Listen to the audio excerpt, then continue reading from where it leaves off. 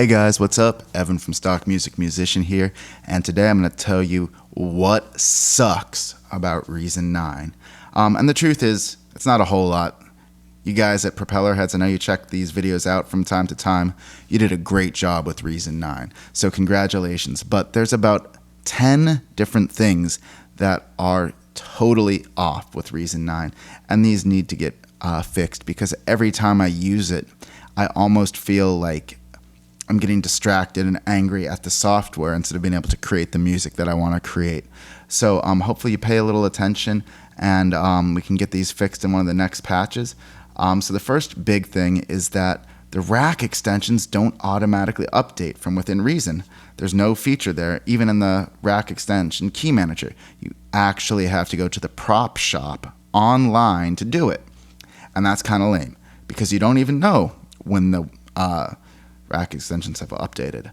And this is different from Reason software itself, which will tell you right over there, or you can check for updates. So it would be great to know whether or not you need to update your rack extensions. That's a big one. The next big thing is just to take a moment to like and subscribe to the channel. I really appreciate it, but there's a series of issues where the sequencer, the mixer, and sort of the rack don't coordinate well together. And this is especially true between the rack and the sequencer when it comes to the search function or the browse function. Basically, these two menus aren't synced at all. So if you're searching for samples, for example, in the sequencer, especially, I try a loop here, but really I meant to use a sample, a wave. If you're searching through samples, especially that you want to place, you have to go all the way back from scratch to get to it in the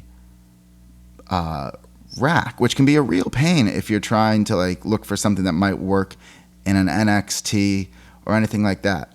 So it would really be helpful if everything synced together, especially instrument patches, effects patches, samples, waves, all of that.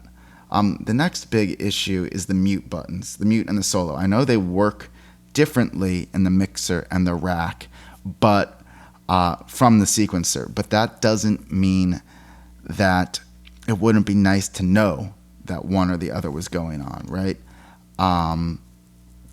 Basically, maybe on the rack and the mixer, it basically just mutes the sound, whereas on the sequencer, it's actually turning off the device, freeing up processing power, and they both serve a useful function.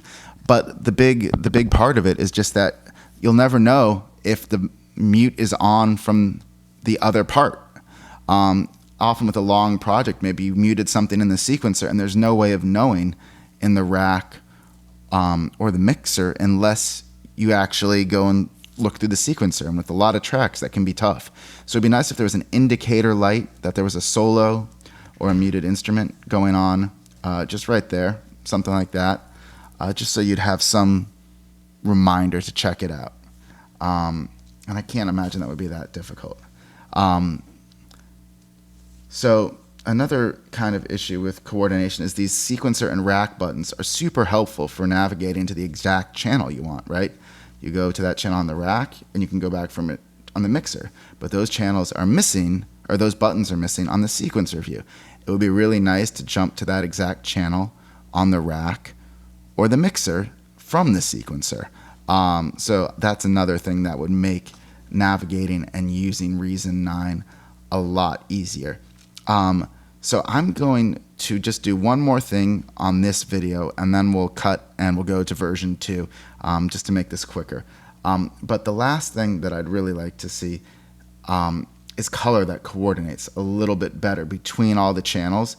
I appreciate that it automatically selects the next color, but I don't really like the way they're organized by closest color. And it might be better if they were grouped by farthest color so that you wouldn't necessarily have a bunch of similar looking colors right next to each other. It can sometimes make it hard to distinguish. And sometimes just the way everything coordinates isn't great. And this similarly goes for the mix bus.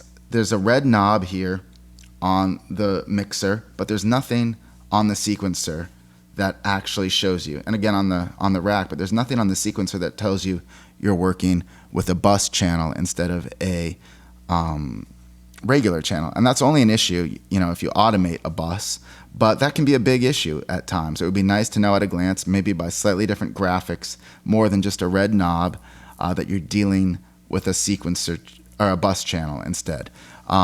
So I hope that was helpful, and let me know what I can do to help you out.